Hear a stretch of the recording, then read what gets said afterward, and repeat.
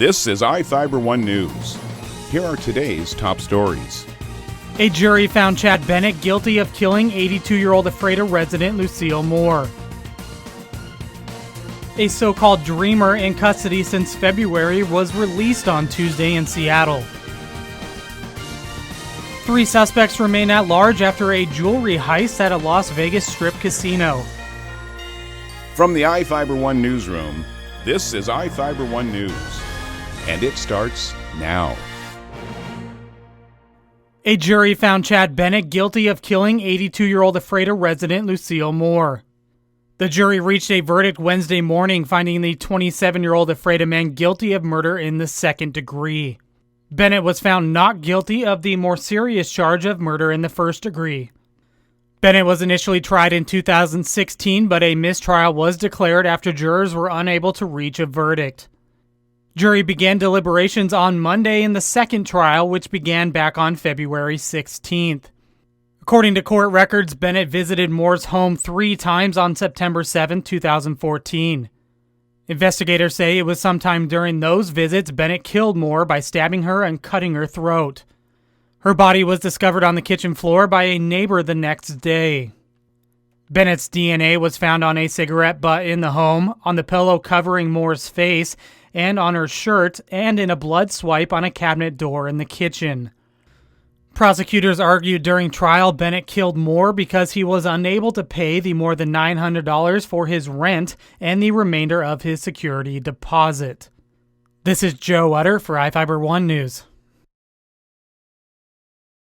It was a whirlwind in the last 24 hours. Luis Cortez has been working since mid-February to get Daniel Ramirez out of jail. When a judge granted a $15,000 bond today, He just couldn't stop smiling. 24-year-old Daniel Ramirez was brought to the U.S. as a child. Like many so-called dreamers, he went through a thorough screening process to qualify for DACA, a program giving certain undocumented immigrants a permit to live and work here. But in February, immigration agents who were looking for Ramirez's father arrested him as well. It really touched my heart from the beginning. In court documents, ICE said Ramirez has a gang tattoo. We took the picture of the tattoo to an independent gang expert who said that's not related to any gangs. ICE also said Ramirez hung out with gang members, but for the first time today, Ramirez testified in court. And he denied that too. He said, no, they're not friends. I just knew them. Knew them from high school in California. His attorney says today ICE also brought up a case of Ramirez witnessing a fight between friends. The judge took that into consideration and said, yeah, I don't know if that has much to do with anything. Which leads Cortez to believe ICE doesn't have a strong case going forward. This fight is personal for Cortez, who is also a DACA recipient. He said if this can happen to Ramirez, it could be a situation where I'm in the detention center visiting a client to I'm in the detention center being a client.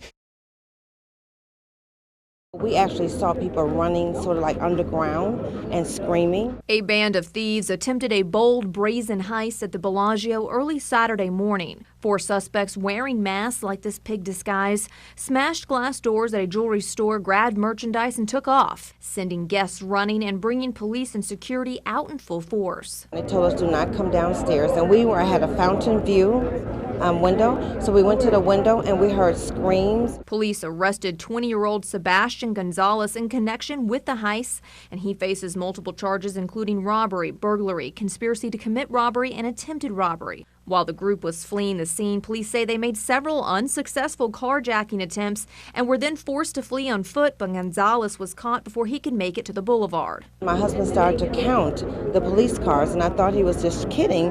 So when he got to maybe like the 20th car, that's when I jumped up out of my seat. This Bellagio guest says she'll be looking over her shoulder for the rest of her vacation. I'm not comfortable anymore. I thought this was a very protected area, so to speak, but just afraid.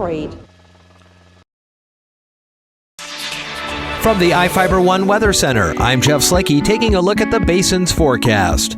Clear skies for your Monday, near 60 degrees. Clouds roll in for Tuesday, mid-60s, and chances of overnight showers into Wednesday, high near 60 with a little bit of rain. Thursday and Friday look clear and could be around 60 degrees again. Saturday, a slight chance of rain, but otherwise clear conditions moving on. For iFIBER 1, I'm Jeff Slicky.